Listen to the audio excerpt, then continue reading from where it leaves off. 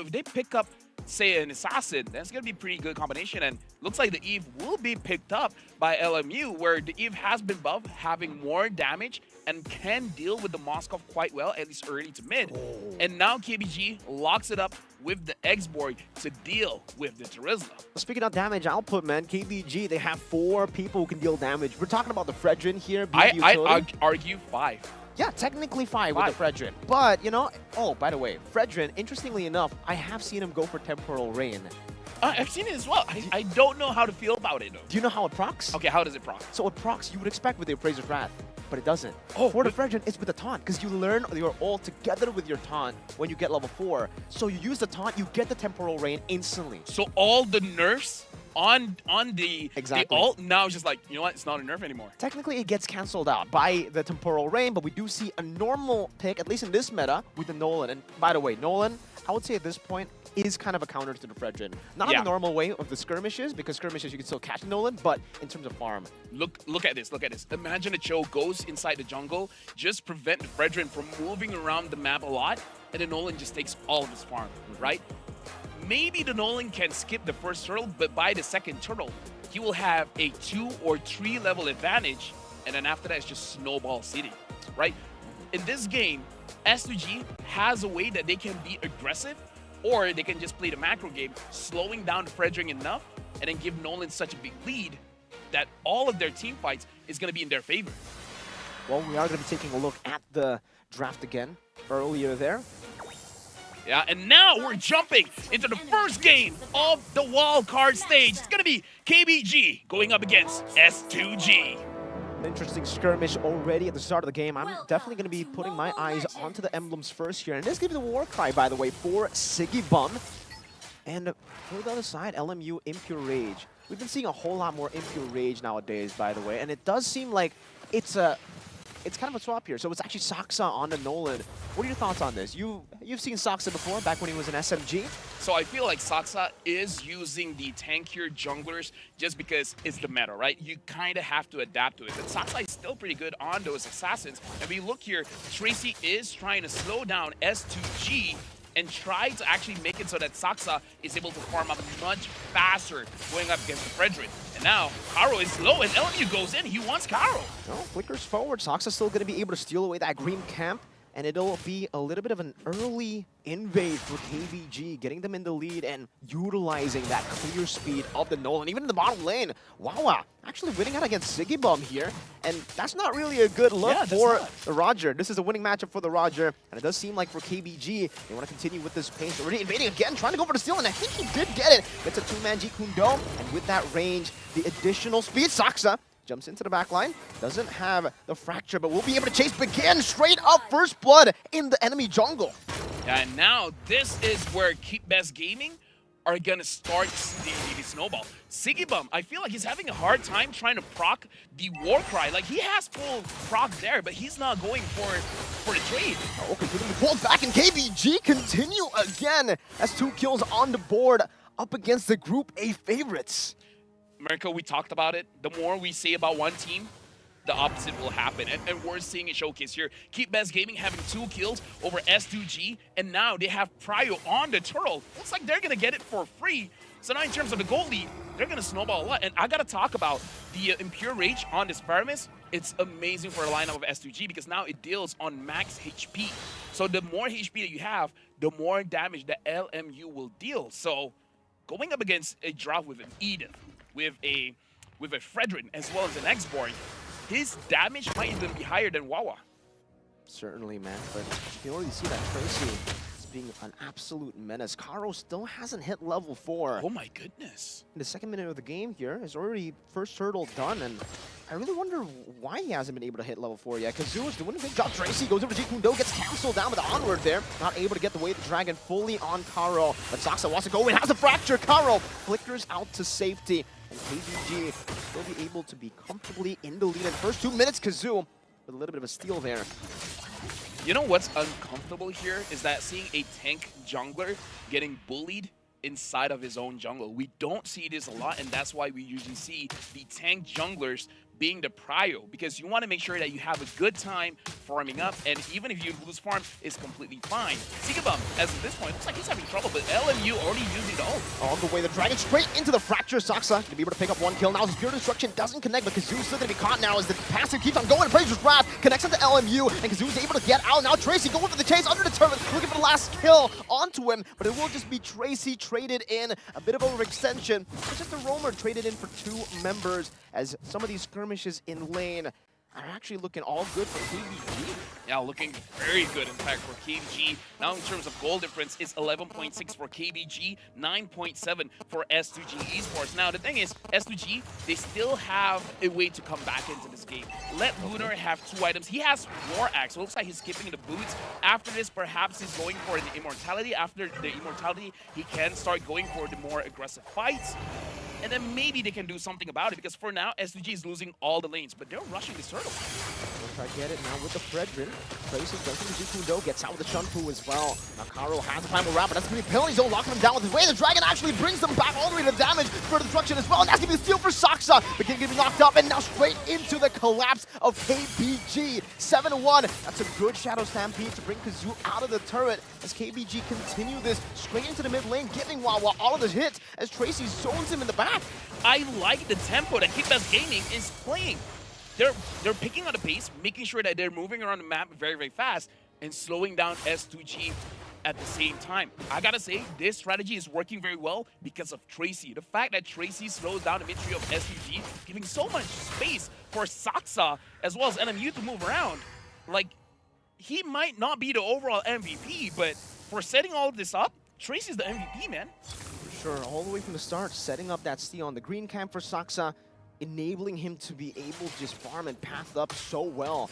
There's 2 levels up on the Fredrin. Should just be down to 1 now as Kazoo picks up the green camp again, and Sigibum is really struggling to get that snowball.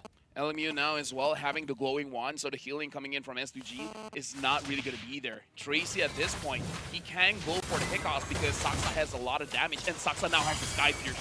So if we think that the early game is good, it's going to be much better. Hunter Strike, Sky Piercer, that's a lot of damage.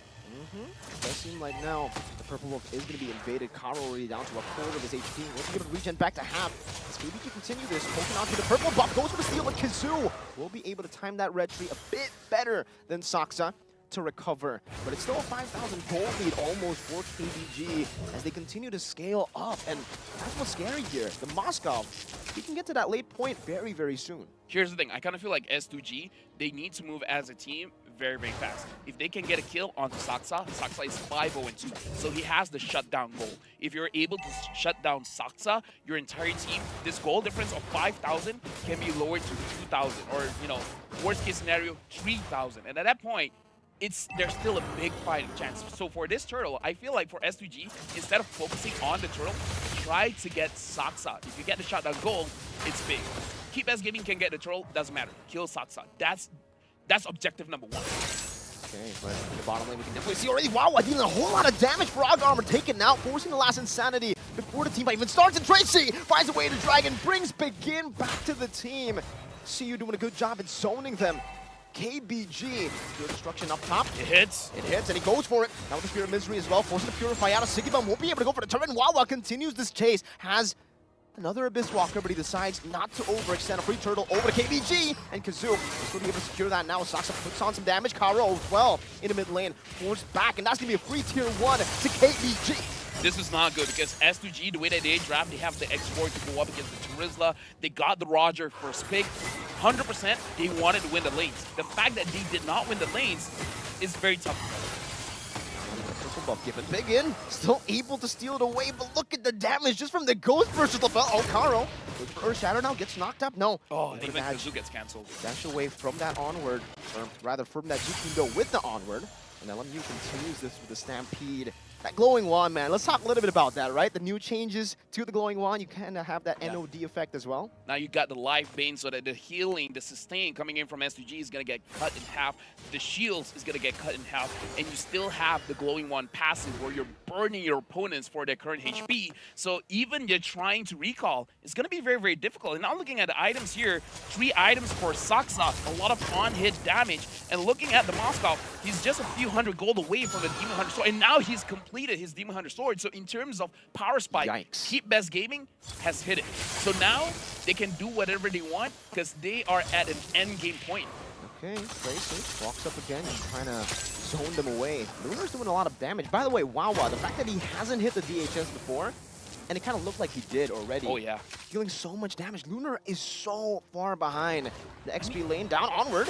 Oh, not able to connect there, not even able to go for the Earth Shadow. Gets pinned down to the wall by the Spear of Misery, and LMU just bursts him down with a Ghost Burster. Say goodbye to the Faraga armor, to Spear of Destruction. I don't think he wants to take it though, just wants to go for the turret in the bottom lane. That's another tier 2 with Karo dead right as the Lord's gonna spawn in the game. You know what's the difference maker here for Wawa?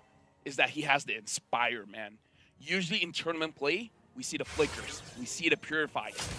But Wawa understands that he has to go big or he's gonna go home. So he goes for the Inspire.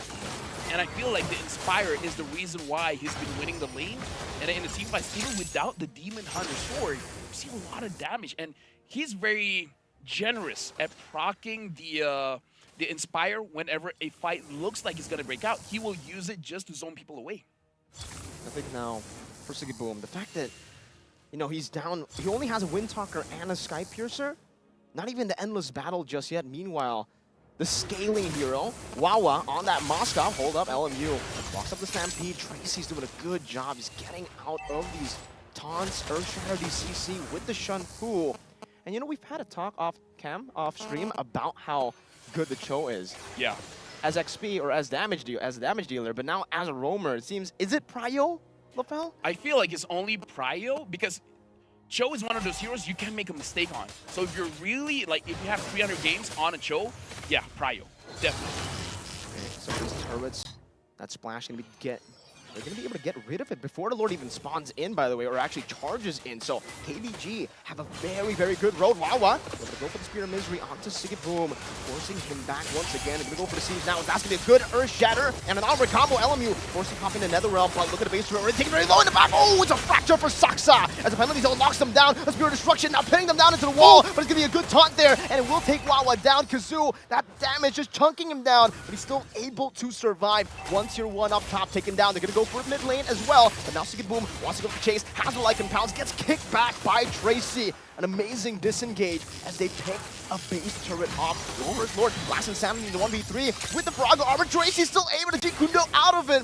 That additional range. Dude, the extra 20% range, it helped out a lot. Tracy was able to survive with the Jikundo, and I gotta say for Keep Best Gaming, good news, bad news. Bad news, yes, Wawa got taken down. The good news is that he did not have any kills. So even though he was taken down, he didn't transfer any shutdown gold. So now we see the goal difference.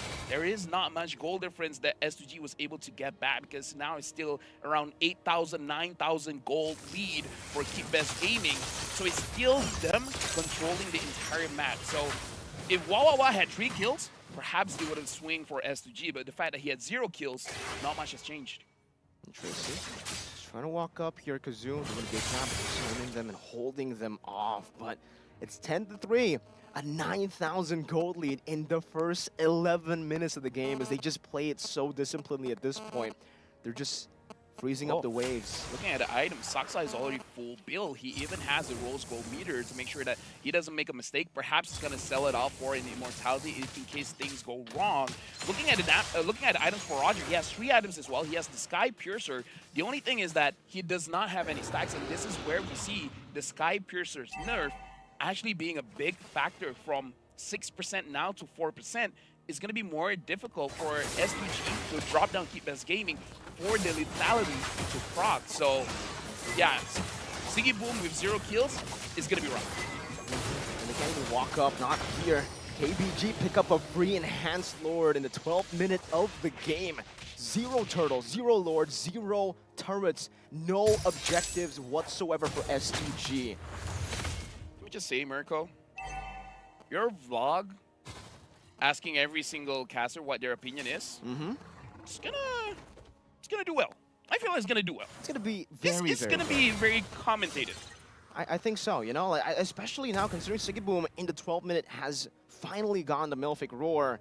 It looks tough for them to pull off this defense. They do have a Yeve, by the way, so let's see how they go at it on the siege. Tracy walking up again onto Kazoo, who's still able to go and disengage for a bit, but that's 2 tier 3s taken out, 2 base turrets taken out. KBG gonna go against Rage. Oh my god! That's gonna away the Dragon, bringing him back with the flicker. Spirit Destruction into the backline as well as he decides to go for it. No, just go straight for the base, and KBG win out game number 1.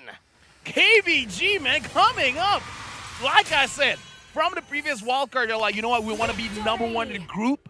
This time, they're going to prove it. But we got to talk about S2G as well, where I kind of feel like Carl was not able to start things up. And I kind of feel like that's one of the big factors where they didn't shine, because